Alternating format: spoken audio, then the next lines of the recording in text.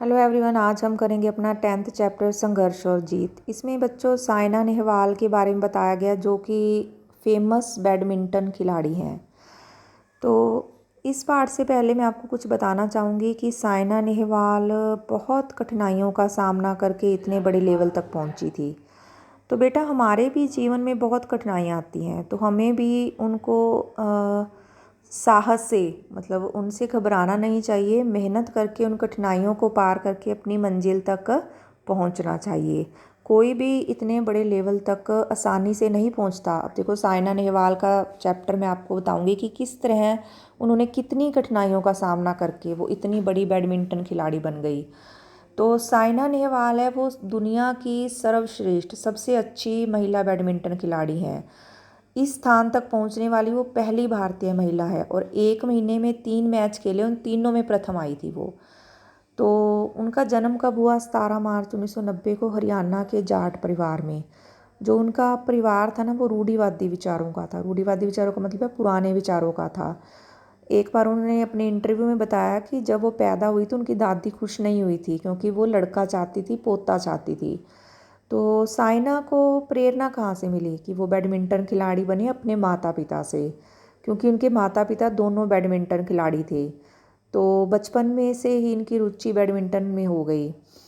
भारत सरकार द्वारा इन्हें पद्मश्री, अर्जुन पुरस्कार और राजीव गांधी खेल रत्न पुरस्कार मिल चुके हैं।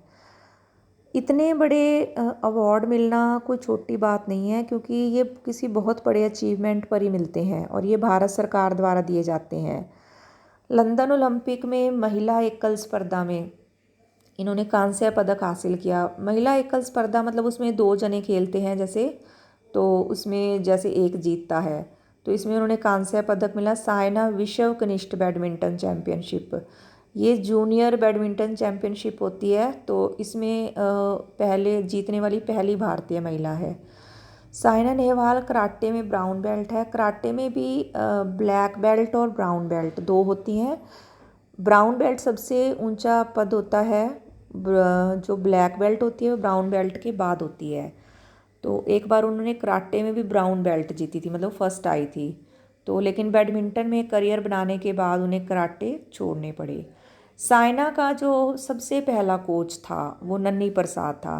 नन्ही प्रसाद जी ने साइना की प्रतिभा को, साइना के टैलेंट को पहचाना। उन्होंने साइना के पिता हरबीर सिंह को सलाह दी कि वे बैडमिंटन को अपना कैरियर बनाए। तो मतलब साइना के ये खिलाने के लिए, बैडमिंटन की ट्रेनिंग के लिए जो उनके पिता थे वो अपने आधे से अधिक वेतन खर्च कर देते थे। तो साइना ने एक इंटरव्यू में कहा कि मैं पापा की तो लाडली थी। साइना बताती है कि ये ना हरियाणा छोड़कर, हरियाणा में जहाँ ये रहते थे वहीं से चले गए थे हैदराबाद साइना की ट्रेनिंग के लिए, क्योंकि यहाँ हमारे छोटे शहरों में अच्छी ट्रेनिंग नहीं मिलती, तो इसके लिए बड़े शहरों में जाना पड़ता है। तो ये हैदराबाद चले गए थे। तो वो कहते हैं कि अभ्यास के लिए, प्रैक्टिस के लिए हैदराबाद के लाल बहादुर स्टेडियम जाना पड़ता था। वो उनके घर से 25 किलोमीटर था। सुबह 4 बजे उठते थे, ये स्कूटर पर जाते थे और साइना स्कूटर पर जाते थे और उसके जो माता पिता थे वो वहीं बैठे रहते 2 घंटे और वहीं से साइना को ड्रेस डालकर स्कूल छोड़ाते और पीछे स्कूटर के उसकी माँ बैठती ताकि साइना को रास्ते में नींद ना आ जाती। तो यह सिलसिला तब तक चलता रहा जब तक उसके पिता ने कार नहीं खरीद ली।